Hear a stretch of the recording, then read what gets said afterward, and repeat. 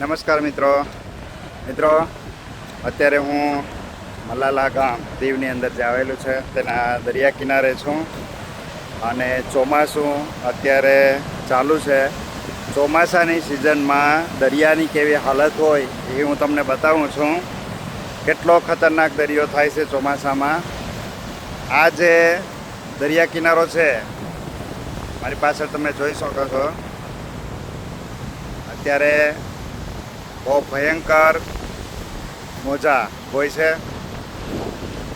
અને અહીં બચપન અમારું વીતેલું છે. નજીક જ અમારું ઘર છે, દરિયા કિનારાની નજીક અમારું ઘર છે અને નાનપણથી અમે આ દરિયા કિનારે રમીને મોટા થયા. ગાય બકરા એમને પણ ચરાવવા અમે અહીં આવતા હતા. હવે હું બતાવું છું.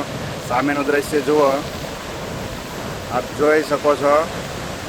અત્યારે સૂર્યાસ્તનો સમય થઈ રહ્યો છે અને આ મોજા કેવા ભયંકર છે. હજુ આનાથી પણ ભયંકર હોય છે. આ તમે જુઓ સામે મોજા કેટલા ઊંચા જાય છે. તો ચોમાસે દરિયા કિનારે આવી પોઝિશન હોય છે. સામે સોલાર પ્લાન્ટ છે. મલાલા ગામમાં સોલાર પ્લાન્ટ આપ જોઈ શકો છો. આ સોલાર પ્લાન્ટ દરિયા કિનારે. અને અત્યારે દરિયો તોફાની છે. ચોમાસામાં તોફાની હોય છે. ઓગસ્ટમાં ધીમે ધીમે પાણી શાંત થાય.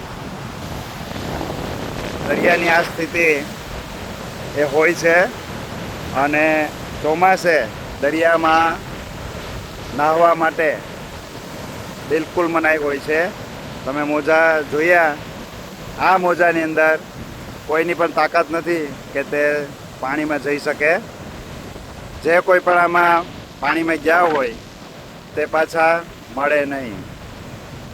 અહીં પડે અને ક્યાંય ડેડ બોડી નીકળે એની પર કોઈ ગેરંટી નહીં. આટલો આ ખતરનાક દરિયો થઈ જાય દર ચોમાસે.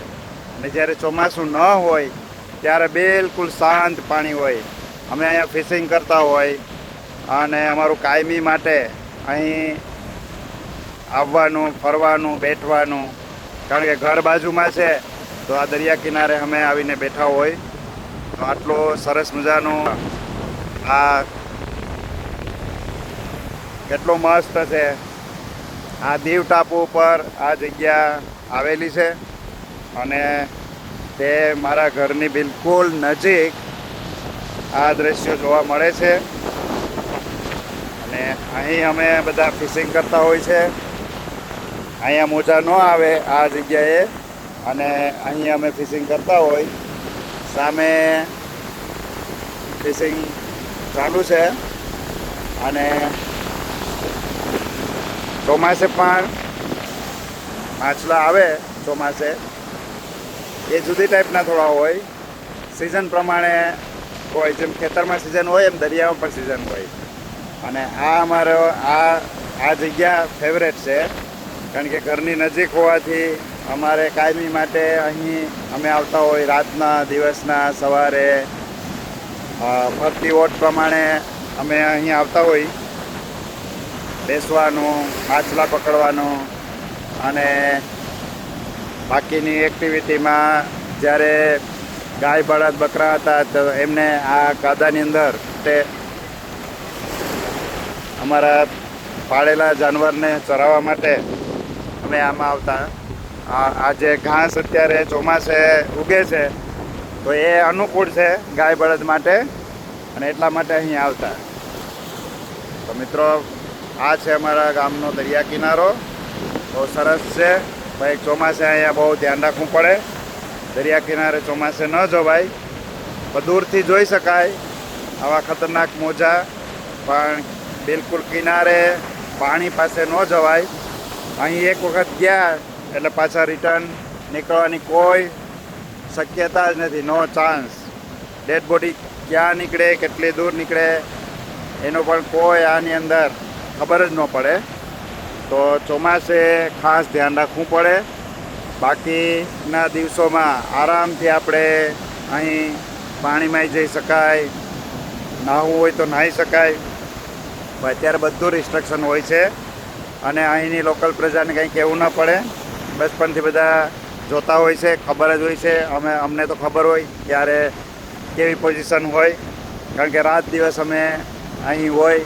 આખી રાત પણ અમે દરિયા કિનારે ફિશિંગને કરતા હોય ને બેઠા હોય, ફરતા હોય. તો આ બધા અનુભવ છે. તો અત્યારે થોડા વાદળ પણ છે અને થોડીક તૈયારી ચાલુ છે, આપ જુઓ છો. અને જો સામે વાદળ દેખાય છે તે દરિયામાંથી પાણી એ વાદળની અંદર જાય અને એ વરસાદ રૂપે ફરી વરસે. તો આ દરિયામાંથી જ બધું પાણી વાદળ લઈને જાય છે અને તે જમીન ઉપર વરસાદ પાછો વરસે છે. આ એની સાયકલ ચાલ્યા કરતી હોય છે. તો ફોલો કરવાનું ભૂલશો નહીં. નેક્સ્ટ વિડીયોમાં મળીએ. Thank you.